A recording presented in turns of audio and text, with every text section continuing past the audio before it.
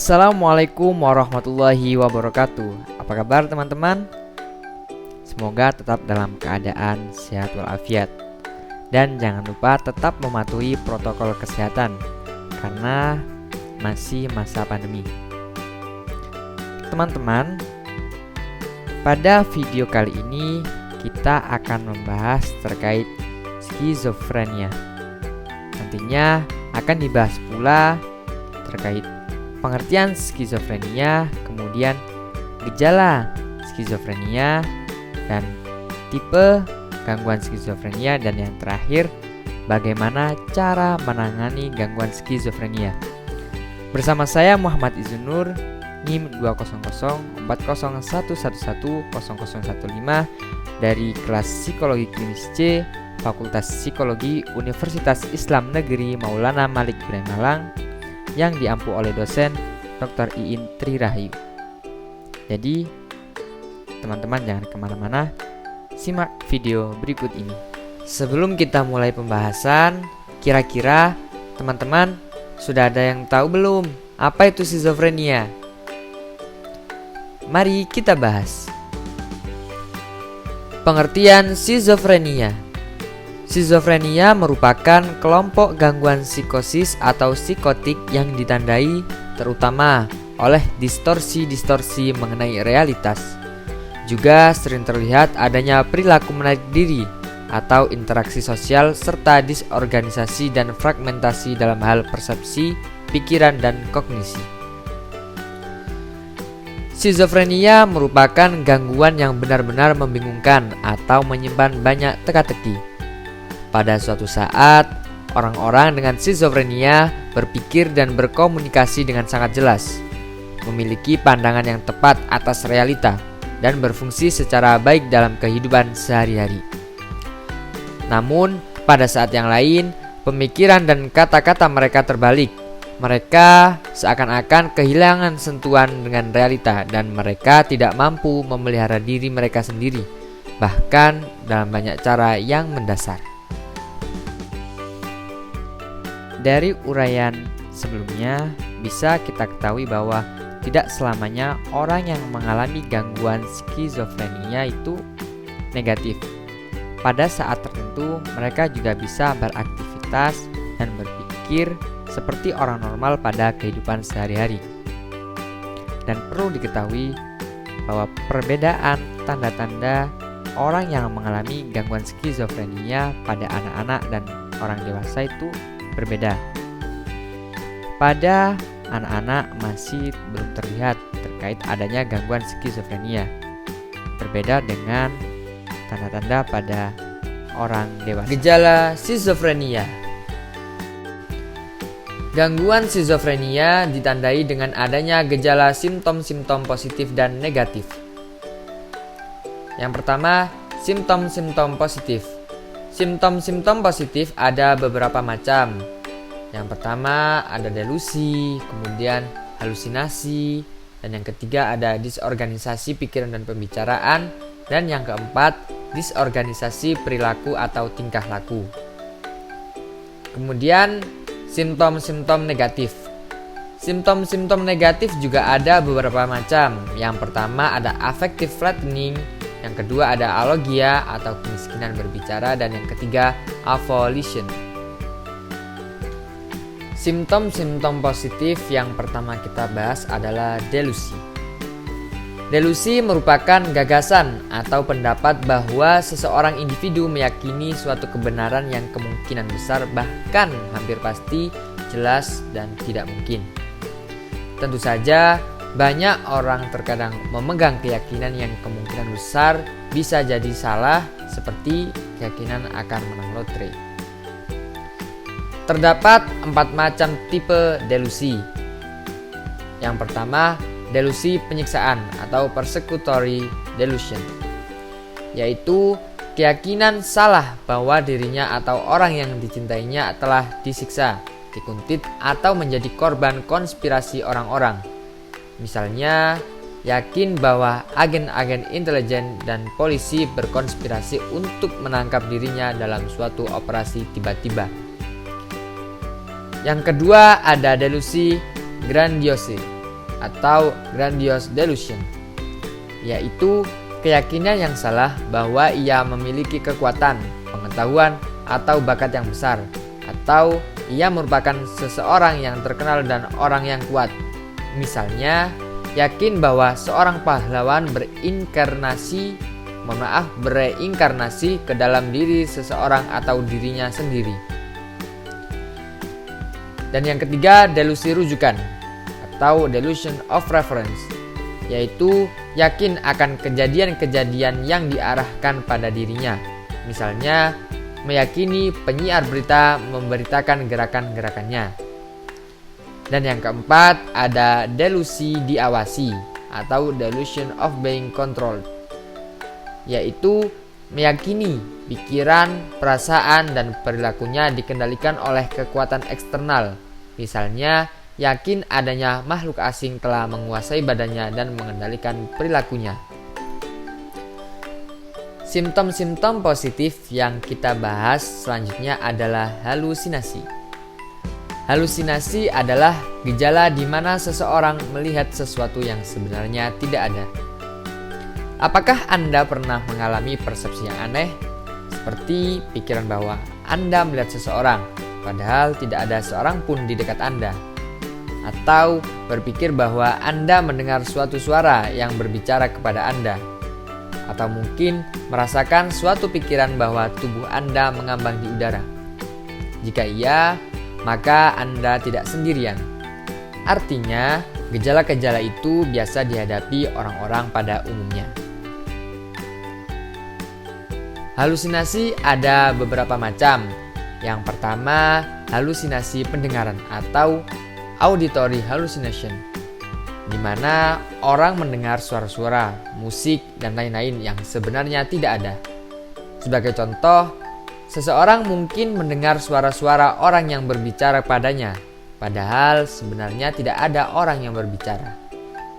Halusinasi ini yang paling sering muncul dan rata-rata lebih sering pada perempuan dibandingkan pada laki-laki. Yang kedua ada halusinasi visual atau visual hallucination. Seringkali bebarengan dengan halusinasi pendengaran. Sebagai contoh, seseorang mungkin melihat makhluk gaib berdiri di sisi tempat tidurnya, mengatakan kepadanya bahwa ia tak berguna dan harus mati. Wow, sedikit ngeri bukan? Yang ketiga ada halusinasi perabaan atau tactile hallucination. Halusinasi ini melibatkan persepsi bahwa sesuatu sedang terjadi di luar tubuh seseorang. Sebagai contoh, hama atau binatang-binatang kecil sedang merayap naik kembali kepada orang tersebut. Yang keempat ada halusinasi somatis atau somatic hallucination. Melibatkan persepsi bahwa sesuatu sedang terjadi di dalam diri seseorang. Sebagai contoh, cacing atau ulat memakan usus orang tersebut. Nah, halusinasi ini seringkali sangat hebat dan menakutkan. Simptom-simptom positif yang akan kita bahas selanjutnya adalah disorganisasi pikiran dan pembicaraan atau disorganized talk and speech. Disorganisasi dalam berpikir pada orang-orang dengan gangguan skizofrenia biasa disebut sebagai gangguan berpikir formal atau formal thought disorder. Satu dari banyak kelaziman bentuk disorganisasi dalam skizofrenia yaitu kecenderungan untuk melompat dari satu topik ke topik yang lain yang nampak jelas sekali tidak ada hubungannya. Melalui peralihan yang sedikit sekali masuk akal, sering juga disebut sebagai kehilangan asosiasi atau losing of association atau keluar dari rel berpikir.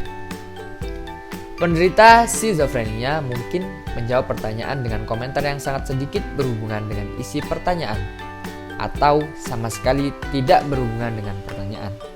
Sebagai contoh, ketika ditanya mengapa ia berada di rumah sakit, seorang penderita skizofrenia menjawab, spaghetti terlihat seperti cacing. Tidak ada hubungannya sama sekali bukan? Oke.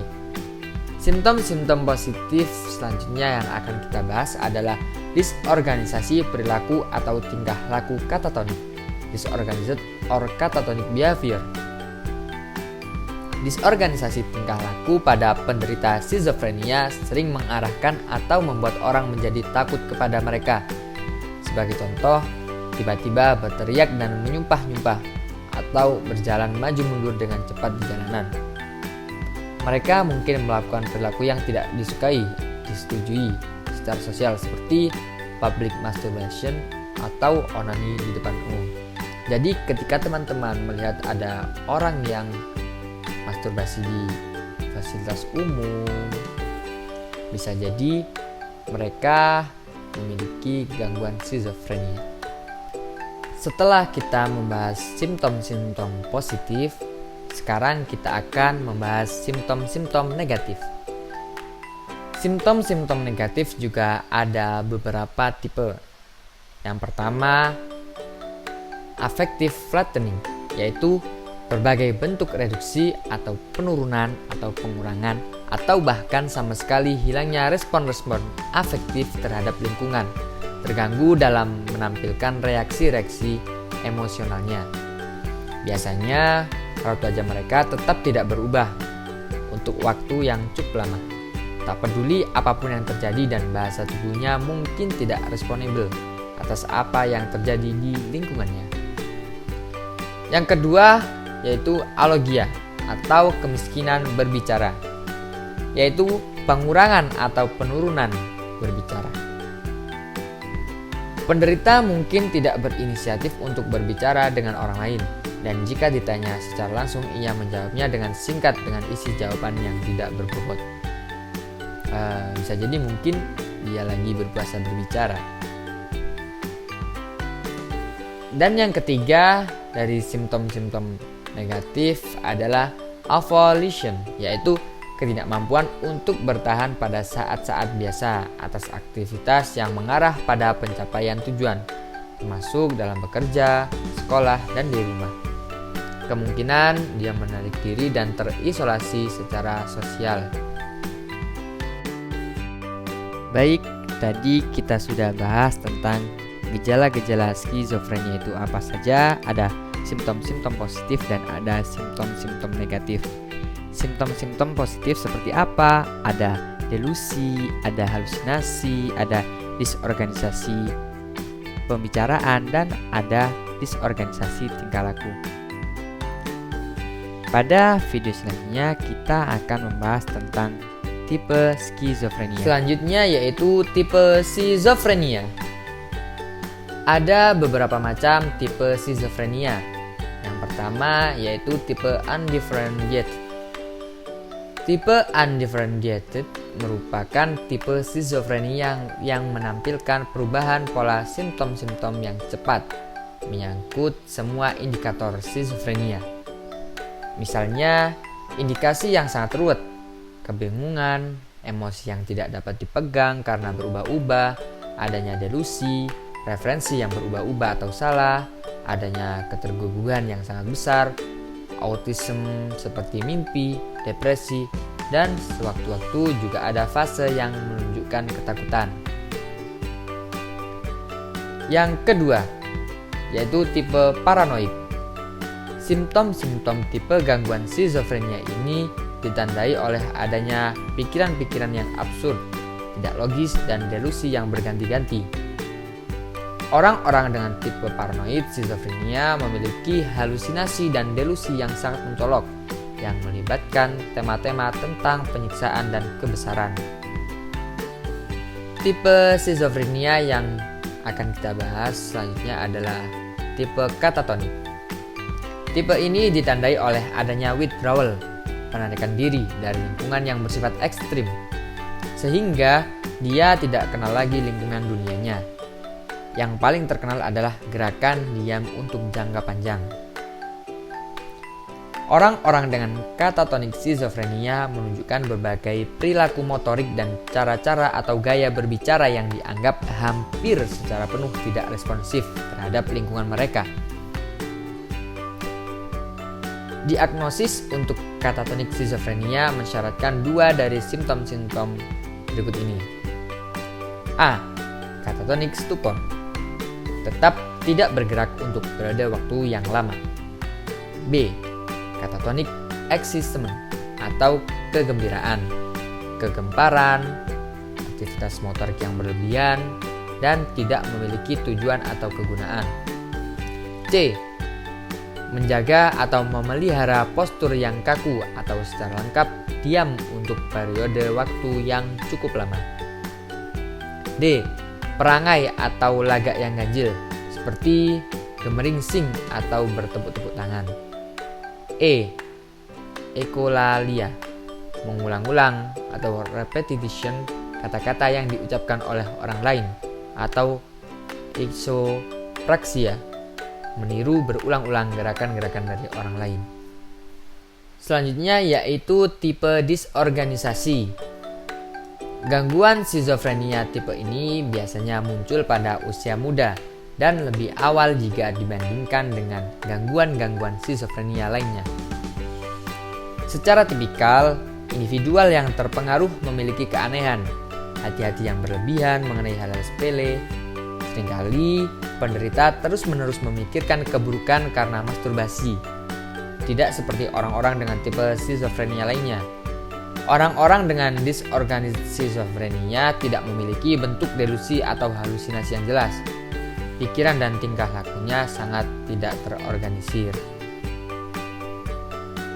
Kemudian tipe skizofrenia selanjutnya yaitu tipe residual. Tipe gangguan skizofrenia ini berindikasikan gejala-gejala skizofrenia yang ringan yang ditampilkan individu mengikuti episode skizofrenia. Tipe ini merupakan kategori yang digunakan bagi mereka yang dianggap telah terlepas dari skizofrenia, tetapi masih memperlihatkan beberapa tanda gangguannya itu. Jadi teman-teman, itulah beberapa tipe skizofrenia yang bisa kita ketahui dan kita pelajari bersama-sama. Selanjutnya kita akan membahas tentang penyebab munculnya gangguan skizofrenia. Apa saja? Mari kita simak. Penyebab munculnya gangguan skizofrenia.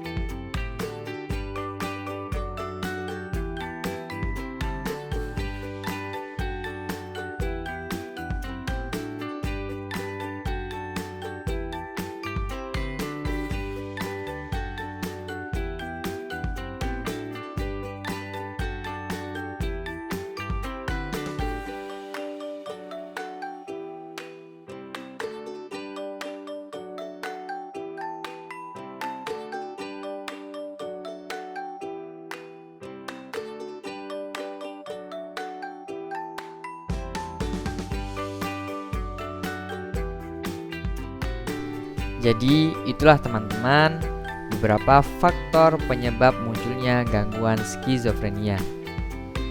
Setelah ini akan kita bahas bagaimana cara menangani gangguan skizofrenia.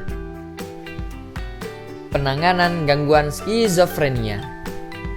Penanganan gangguan skizofrenia pada umumnya meliputi suatu usaha yang seharusnya bersifat komprehensif, yaitu melibatkan pendekatan biologis, psikologis, dan sosiokultural yang mungkin dilakukan secara berurutan, tapi juga untuk sebagian bisa bersama-sama.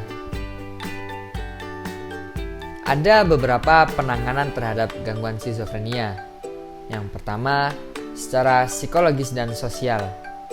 Secara psikologis dan sosial, penanganan penderita skizofrenia dinilai bermanfaat karena dapat meningkatkan keterampilan sosial dan mengurangi isolasi. Penanganan psikologis dan sosial yang penting untuk meningkatkan pengintegrasian yang bersangkutan dengan masyarakatnya. Antara lain dapat menunjangnya dalam mencari nafkah dan lain-lain. Psikolog, pekerja sosial, dan profesional di bidang kesehatan mental dapat membantu orang-orang dengan skizofrenia untuk memenuhi kebutuhan dasarnya. Jenis penanganan dalam rangka psikologi sosial ini yang saat ini sedang populer adalah intervensi keperilakuan, kognitif, dan sosial. Penggunaan ini melanjutkan penanganan biologis atau pemberian obat dengan maksud meningkatkan fungsi sehari-hari dan mengurangi resiko terjadinya kekambuhan secara signifikan. Yang pertama, intervensi kognitif. Meliputi usaha menolong orang dengan skizofrenia mengenal demoralisasi sikap-sikap yang mereka miliki dalam menghadapi penyakitnya, dan kemudian mengubah sikap tersebut, sehingga mereka mencari bantuan kalau memerlukannya dan berpartisipasi dalam sosial sepanjang yang dapat mereka lakukan.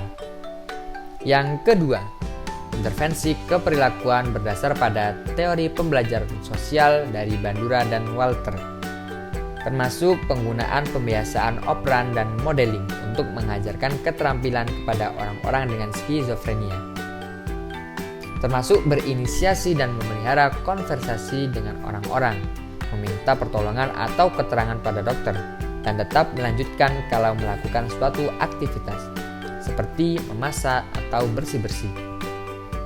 Yang ketiga, intervensi sosial termasuk meningkatkan kontak antara orang-orang skizofrenik dan orang-orang suportif, sering melalui kelompok pendukung menolong diri sendiri, self-help.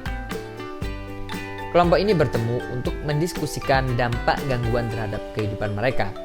Frustasi-frustasi dalam berusaha membuat orang mengerti gangguan itu. Kekhawatirannya akan kekambuhan, pengalaman-pengalaman dengan berbagai macam obat, dan kesungguhannya untuk melaksanakan cara hidup sehari-hari. Kemudian yang keempat, ada terapi keluarga. Salah satu pendekatan yang juga makin penting dirasakan adalah terapi keluarga, mengingat penyimpangan komunikasi dan taraf yang tinggi dan ekspresi emosi dalam keluarga orang dengan skizofrenia secara substansial dapat meningkatkan resiko untuk dan frekuensi kekambuhan. Oleh karena hal itu, maka para ahli mengajukan terapi keluarga sebagai hal yang penting, dan saat ini makin terasa pentingnya karena efektif mengurangi kemungkinan kekambuhan atau mengurangi kekuatan kekambuhannya. Dan yang kedua, terapi atau penanganan yang bisa dilakukan dengan cara program penanganan komunitas asertif.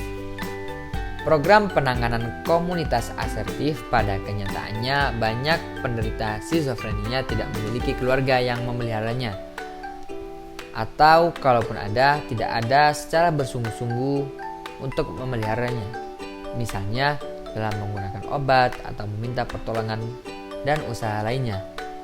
Program penanganan komunitas asertif dibangun untuk menyediakan pelayanan komprehensif untuk orang dengan skizofrenia dengan menggunakan keahlian profesional bidang medis, pekerja sosial, dan psikolog untuk bertemu dengan orang skizofren selama 24 jam sehari. Dan yang ketiga, penanganan yang bisa dilakukan untuk menangani orang yang mengalami gangguan skizofrenia yaitu penanganan lintas budaya. Para ahli antropologi dan psikiater budaya membangun 4 model penanganan tradisional, yaitu model struktural, model dukungan sosial, dan model persuasif, dan model klinis. Dihubungkan dengan model struktural, terdapat taraf pengalaman yang terinternalisasikan, seperti badan, emosi, dan kognisi, tahu orang, sosial, dan budaya, dan simptom-simptom timbul jika integrasi taraf-taraf ini hilang. Baik teman-teman, kita sudah mempelajari bersama terkait pengertian skizofrenia, kemudian gejala skizofrenia, kemudian ada tipe skizofrenia itu apa saja, dan yang terakhir kita sudah mengetahui bagaimana cara menangani gangguan skizofrenia. Semoga apa yang saya sampaikan pada video kali ini bisa dipahami dan bisa bermanfaat bagi kita semua.